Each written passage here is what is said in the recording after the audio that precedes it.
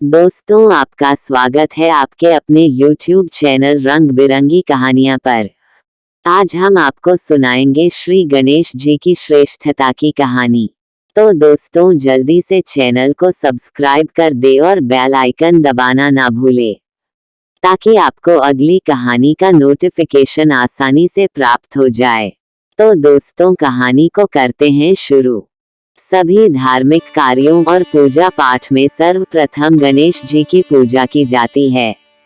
गणेश जी को सभी देवताओं में प्रथम पूज्य माना गया है। गणेश जी की पूजा के बगैर कोई भी शुभ कार्य प्रारंभ नहीं किया जाता। गणेश जी को शुभ लाभ के दाता और रिद्धि सिद्धि का स्वामी माना जाता है।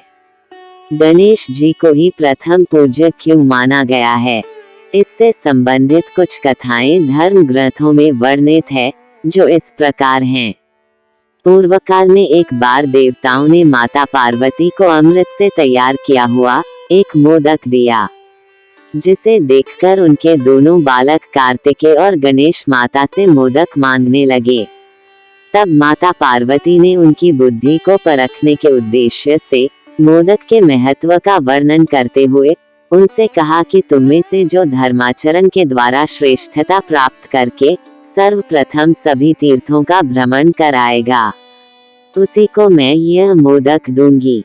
माता की ऐसी बात सुनकर कार्तिकेय अपने वाहन मयूर पर आरूढ़ होकर शीघ्रता से चल दिए।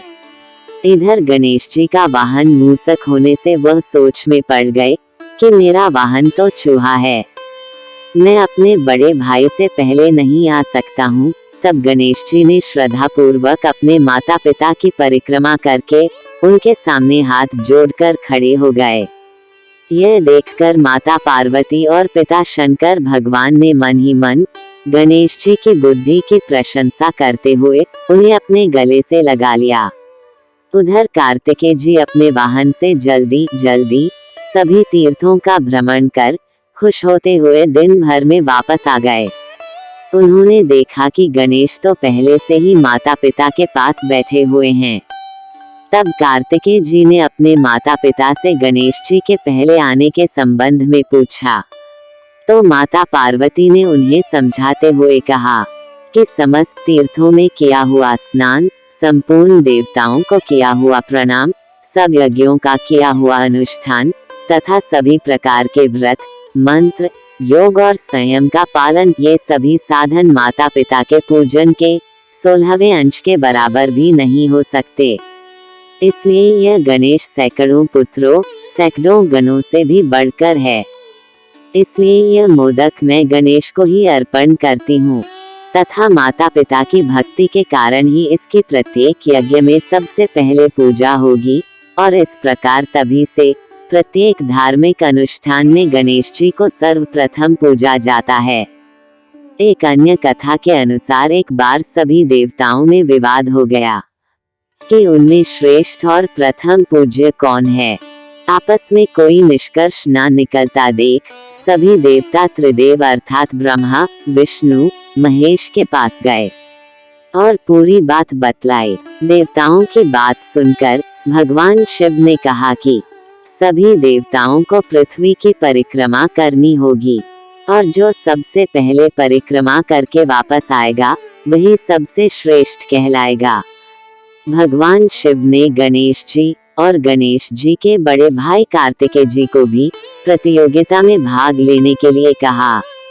सभी देवता अपने अपने वाहनों पर सवार होकर पृथ्वी की परिक्रमा करने निकल पड़े। भगवान गणेश का वाहन चूहा था।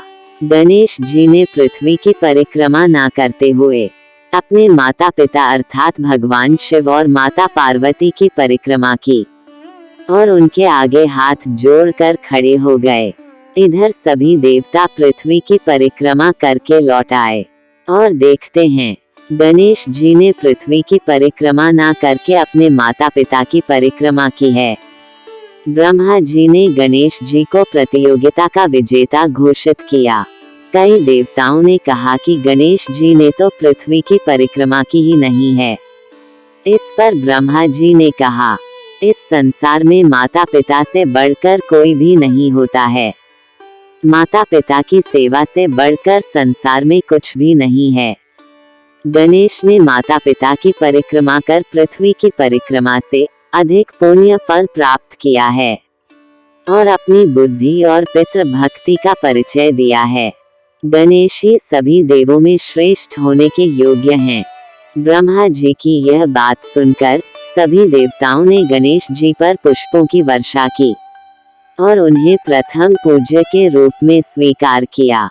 तभी से सभी देवताओं में गणेश जी को श्रेष्ठ मानकर हर पूजा पाठ में सबसे पहले गणेश जी की पूजा की जाती है और गणेश जी की पूजा के बिना कोई भी धार्मिक कार्य पूर्ण नहीं माने जाते हैं। तो दोस्तों, गणेश जी की कथा से हमें क्या शिक्षा मिलती है? गणेश जी के श्रेष्ठता की कहानी से हमें शिक्षा मिलती है कि माता पिता की सेवा से बढ़कर दुनिया में कुछ भी नहीं है। ईश्वर भी उसी का साथ देता है जो अपने माता पिता की सेवा करता है।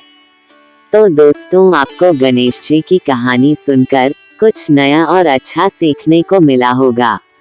आगे भी इसी तरह की वीडियो देखने के लिए हमारे चैनल को लाइक और सब्सक्राइब करना ना भूलें। जय हिंद, जय भारत।